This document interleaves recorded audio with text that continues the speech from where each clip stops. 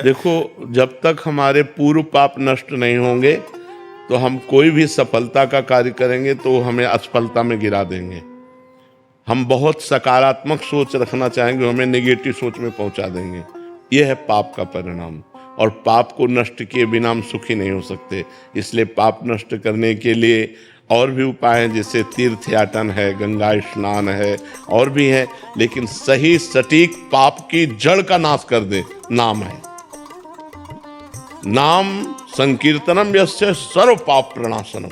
आधा घंटा नाम कीर्तन करो जोर जोर से, और चलते फिरते नाम जप करो, देखो सब पॉजिटिव हो जाएगा। आधा घंटा कोई नाम कीर्तन करो, जो नाम प्रिय हो आपको, हरे कृष्ण श्री राम जय जय, जो भी राधा राधा राधा, खूब जोर जोर से भगवान नाम कीर्तन करो और चलते फिरते नाम जप करो। फिर देख लो आप उसका परिणाम, फिर आप खुद अनुभव करें। लेकिन लंबे समय तक 2-4 दिन किया और फिर पाप कर लिया, फिर 2-4 दिन किया पाप किया, वो बात नहीं है। पाप आचरण रोक करके और लंबे समय तक करो तो तुम्हारे पाप नष्ट हो जाएंगे, सफलता हाथ लग जाएगी। सबको सफलता क्यों नहीं प्राप्त होती, सबको सुख प्राप्त क्यों नहीं होता, लेकिन सब लोग सुख के लिए ही कार्य करते और दुख क्यों प्राप्त होता है? उसका कारण पाप है। हम पाप कर्म वर्तमान में भी करते हैं और जो भूत में पाप कर्म किए हैं वो परिणाम में आ रहे हैं। इसलिए हम असफल हो रहे हैं, दुखी हो रहे हैं, चिंतित हो रहे हैं। नाम जप करो, बहुत आनंद प्राप्त होगा, बहुत आनंद। हम कह रहे हैं लोक परलोक के सब सुख आपको प्राप्त हो जाएंगे। आप डट के नाम जप तो करो। जैसे लोग कहते हैं कि नाम जप करने से क्या खाना मिल जाएगा, तुम खाना की बात क्या करते हो? अगर भगवान का नाम जप करो तो लोक परलोक सब जगह सुख प्राप्त होता है। जहां पाप नष्ट हुए तो सुख ही सुख घेर लेता है। और अगर भाई पाप कर्म करोगे तो पुण्य के प्रताप से ये मिल जरूर सकता है, लेकिन तुम्हारा नाश हो जाएगा। अंत में तुम्हारा नाश हो जाएगा, अंत में तुम जीरो पे होगे, कुछ तुम्हारे पास नहीं होगा। अगर नाम जप कर रहे हो, आज दुखी हो, चिंता मत करो, कल सुखी हो जाओ। हमको भोजन तक नहीं मिले 8-8 दिन, जो आज हम आपको प्रमाण दे रहे हैं कि हम गाड़ी पे चल रहे हैं, तो कल हमको भोजन नहीं मिला। सर्दी में ओढ़ने के लिए कंबल नहीं था, बोरा ओढ़ते थे, टाट समझते ना, जिसमें गेहूं का आटा भरा जाता है, वो बोरा ओढ़कर सर्दी पार करते थे। और आज हम आपको क्या बताएं, जब आप समझ लो यही है तो क्या व्यवस्था नहीं होगी? हर व्यवस्था है, राजा बाबू की तरह भगवान रख रहे हैं। तो कल जो था वो जो दुखमय था, उसमें हम धर्म को नहीं त्यागा, बड़ी कठिनाई से आगे बढ़ते रहे, तो आज वो बात आ गई जो लौकिक और पारलौकिक। ये तो सांसारिक सुख है, लेकिन भागवतिक सुख हम तुम्हें बता भी नहीं सकते कि कितना भगवान हमें आनंद देते हैं।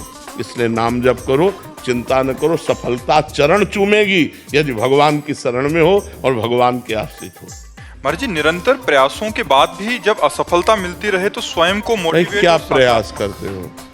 लौकिक ही प्रयास तो करते हो ना, अपने पूर्व पाप के नष्ट करने का प्रयास तो नहीं करते कि आप कोई अनुष्ठान कर रहे हैं, आप भजन कर रहे हैं, आप परोपकार कर रहे हैं, आप तीर्थयाटन कर रहे हैं पवित्र भाव से। ये तो सब कुछ है नहीं। तो पूर्व में जो पाप कर्म किया है, अब जो आप सफलता के लिए प्रयास करते हैं, वो आपको असफल कर देता है, गिरा देता है। तो आपका प्रयास कोई आध्यात्मिक है क्या? तो फिर बिना आध्यात्मिक प्रयास के आप कैसे विजय प्राप्त कर सकते हैं? जो हमने पूर्व में पाप किए हैं, गलतियां की हैं, वो हमको दुख देंगे ना। हम पढ़ लिख करके अच्छा बनना चाहते हो, हमको गिरा देंगे। हमारे पास सर्टिफिकेट लेकिन नौकरी नहीं मिलेगी, व्यापार में पैसा लगाते हैं लेकिन सफलता नहीं मिलती है, तो वो हमको दुख देगा ना पाप कर्म। तो उस पाप कर्म को नष्ट करने के लिए हम क्या प्रयास करते हैं, विचार कीजिए। कोई प्रयास नहीं करते ना, तो उसके लिए प्रयास करो। हम कह रहे हैं कुछ मत करो, राधा राधा राधा राधा राधा नाम जपना शुरू करो। काउंटर लो और गिनती से 50,000 रोज नाम जप करो। फिर हमें बताओ लंबे समय तक, ये नहीं कि अब 4 दिन बाद हमसे प्रश्न करो कि 50,000 नाम जप किया, हमारी नौकरी नहीं लग गई, हमारा काम नहीं बना।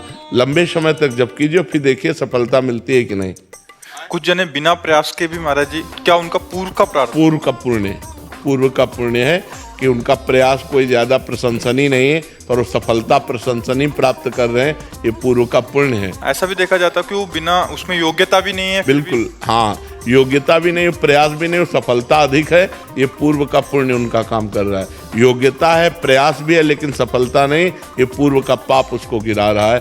क्रम होता है, जब पुण्य लगेगा तो आप पाप कर्म करो तो भी उन्नति होती चली जाएगी। और जब पुण्य का संयोग आएगा, जैसे पाप का लगा संयोग, तो अब आप चाहे जितना पुण्य करो, आप चाहे जितना धर्म करो, वो आपको दुखाई देता चला जाएगा।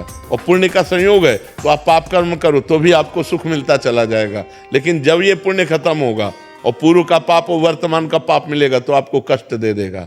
और जब उनका पाप नष्ट हो जाएगा तो ये पुण्य और वो पुण्य पीछे का जब मिलेगा तो उनकी उन्नति हो जाएगी।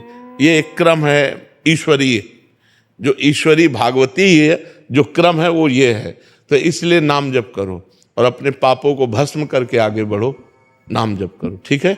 प्रतिकूलताओं और हतोत्साहित जब हो जाता हूँ, ऐसी स्थिति आती है, तो ऐसे समय में अपने को खुद को कैसे फोकस रखूं और प्रोत्साहित रखूं कि मतलब आगे का मार्ग प्रशस्त हो। जब हम भगवान से चित्त जोड़ देते हैं तो इस प्रश्न का उत्तर अपने आप मिल जाता है, ऐसा बल मिल जाता है कि हम उनको सह सकते हैं। क्योंकि हम भगवान से जब चित्त जोड़े हैं ना तो हमारा मन आनंदित रहता है। अगर मन आनंदित है तो हम विपत्तियों को रौंदते हुए निकल जाएंगे। अगर हमारा मन आनंदित नहीं है तो फिर हम गिर जाएंगे। और मन आनंदित होगा जब भगवान से जुड़े। तो हम वही बात आपको सिखाना चाहते हैं कि भगवान से जुड़ो, गंदा आचरण मत करो, पाप मत करो, मांस मदिरा का सेवन मत करो, फिर देखो तुम्हारा चित्त कितना आनंदित रहता है। कोई व्यसन ना हो और कोई पाप ना हो और थोड़ा भी भजन होगा तो आपका हृदय आनंदित रहेगा।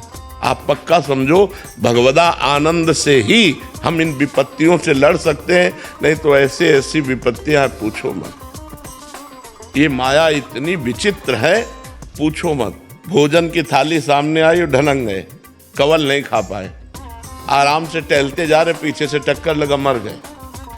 हमारा कब शरीर छूट जाए, हमारा कब क्या घटना हो जाए, इस संसार में कहा नहीं जा सकता। इसलिए मालिक से जुड़े रहो।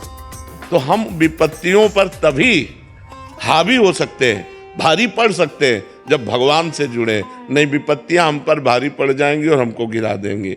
आदमी जब निर्णय नहीं कर पाता ना विपत्तियों में, तो ये जो कर लेते हैं ना, वो यही, वो विपत्तियों से निकलने का रास्ता सोच लेते हैं, जबकि भारी विपत्ति में फंसा देने वाला है। प्रेतियों ने मिलती है करने वाले को।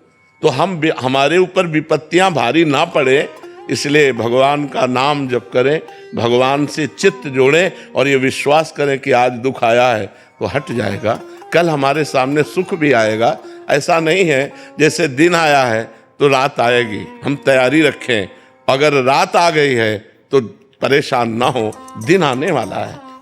दुख आया है तो सुख आएगा, सुख आया है तो दुख आएगा। ये क्रम चल रहा है, मनुष्य जीवन का क्रम है। हमको तैयार रहना चाहिए। जैसे हम रात्रि के लिए बिजली गई तो हम इन्वेटर की व्यवस्था करते हैं, जनरेटर की व्यवस्था करते हैं कि हम अंधेरे से व्याकुल ना हो। ऐसे ही दुख आने वाला है, हम नाम जप करें, दान पुण्य करें, तीर्थ स्नान करें, तीर्थ याटन करें, जिससे हमारे पास पुण्य हो और मैं उस पुण्य बल से विपत्ति को पार कर जाऊं।